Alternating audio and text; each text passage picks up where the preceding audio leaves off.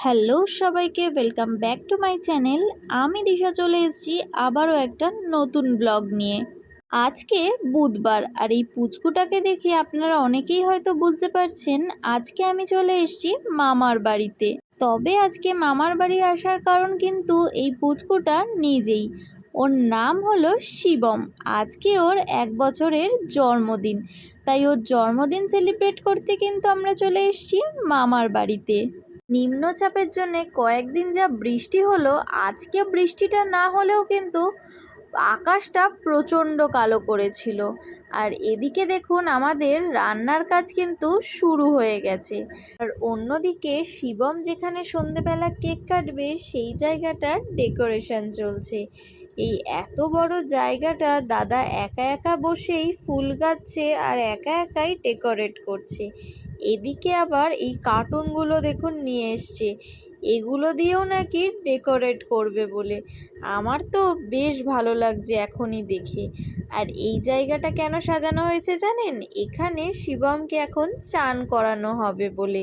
চলুন এবার তাহলে ব্রেকফাস্ট করা যাক। আজকের ব্রেকফাস্টের মেনুতে ছিল লুচি আর আলুর তরকারি। কোনো নেমন্তন্ন বাড়িতে এই আইটেমটা ছাড়া যেন ব্রেকফাস্ট ইনকমপ্লিটই থেকে যায়।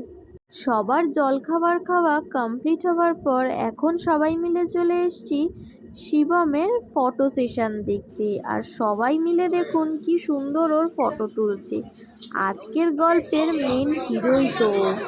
পারিবারিক অনুষ্ঠান মানে এই গল্পের আসরটা কিন্তু বসতেই হবে। এইটা না বসলে পারিবারিক অনুষ্ঠানটা ঠিক জমে না।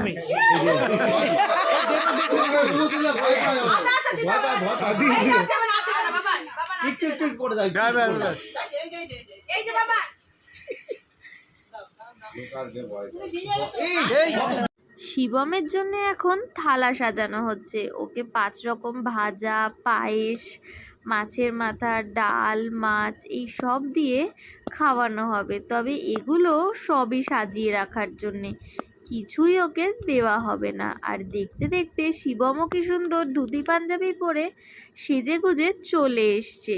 বাচ্চা মানুষ বলে ওর সামনে কত রকমের খাবার, চকলেট, চিপস, ক্যাডবেরি কত কিছু সাজিয়ে দিয়েছে, কিন্তু বেচারা কিছুই খেতে পারবে না, কিছুই বোঝে না। বড় হলে নয় আলাদা কথা ছিল, যাই হোক এখন সবাই মিলে ওকে আশীর্বাদের পর্ব চলছে। একে একে ওকে এখন সবাই মিলে আশীর্বাদ করছে।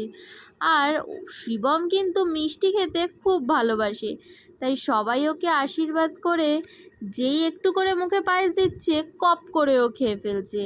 অবশ্য ওর খিদের জন্যে আর ঘুমের জন্যে একটু অস্বস্তিই করছিল, তবে যেহেতু বাচ্চা মানুষ আর ও একদমই কান্নাকাটি করে না, তাই সবাই মিলে ওর সাথে যা খুশি তাই করছিল।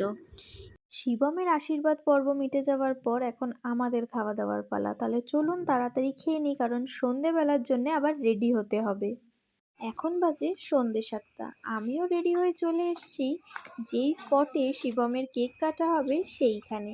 কি সুন্দর করে এই সকালের এই কার্টুনগুলো দিয়ে আর লাইটিং দিয়ে সাজিয়েছে, দেখতে কিন্তু বেশ সুন্দর লাগছে। আবার গেটের ঢোকার মুখে কত রকমের বেলুন দিয়ে আর কত লাইট দিয়ে সুন্দর করে একটা গেট বানিয়েছে, কি অপূর্ব দেখতে লাগছে বলুন। সকালে যে জায়গাটা সাজাচ্ছিল শিবমের কেক কাটার জন্যে, সেই জায়গাটা এখন সাজানো কমপ্লিট হওয়ার পর কি সুন্দর দেখতে লাগছে।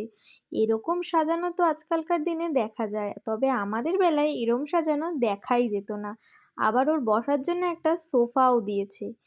যেই জায়গাটা সকালবেলা স্নানের জন্য সাজানো হয়েছিল, এখন সেই জায়গাটা সেলফির জন্য সাজানো হয়েছে। এখন তো সব অকেশনেই সেলফি জোনটা একটা মাস্ট জায়গা দিতেই হয়। শিবমও এদিকে সেজেগুজে চলে এসছে, তবে মুখটা দেখুন, বেচারা খুব বিরক্ত হয়ে গেছে এত লোকজন সব কিছু দেখে। ওর কেকটাও এদিকে চলে এসছে, এখন হবে কেক কাটিং।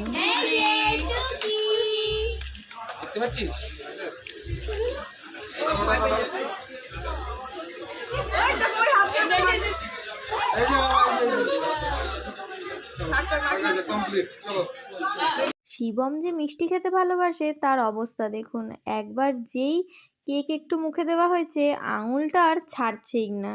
কেক কাটা হয়ে যাওয়ার পর এখন দূরে যারা যাবে তারা সবাই খেতে বসে পড়েছে। আজকের রাতের মেনুতে ছিল চানা মশলা, রাধাবল্লভী, ফ্রাইড রাইস, মাংস, পনির পাসিন্দা, চাটনি, মিষ্টি, আইসক্রিম। দূরে যারা থাকে, যারা আজকেই বাড়ি ফিরে যাবে, তারা এখন চলে যাচ্ছে আর আমরা আজকে মামার বাড়িতে থেকে যাব। এখন চলছে আমাদের বাড়ির সবাই মিলে বসে গল্প করা, আর সাথে শিবমকে দেখুন, সবাই ওকে একটু করে আইসক্রিম মুখে দিচ্ছে আর ও সবকটা আইসক্রিম চেটেপুটে খেয়ে ফেলছে। কি যে মিষ্টি খেতে ছেলেটা ভালোবাসে, কি বলি আর আপনাদের। গল্প করার মাঝেও কিন্তু আবার আমাদের ছবি তোলাটা ম্যান্ডেটারি, কারণ ফ্যামিলি অনুষ্ঠান বলে কথা, ছবি না তুললে হয়? তাই সবাই মিলে এখন তুলছি ছবি। আমিও দাঁড়িয়ে পড়েছি শিবমকে নিয়ে একটা ছবি তোলার জন্য। তাহলে চলুন আজকের ব্লগটাও এখানেই শেষ করলাম। দেখা হবে পরের আবার কোনো একটা ব্লগে। ততক্ষণের জন্য টাটা, বাই বাই। আমার ব্লগটা ভালো লেগে থাকলে একটা লাইক, কমেন্ট, শেয়ার অবশ্যই করে দেবেন। ততক্ষণের জন্য টাটা। পুর বলে ছাতুর পুর থাকে না বিউলির ডালের পুর থাকে।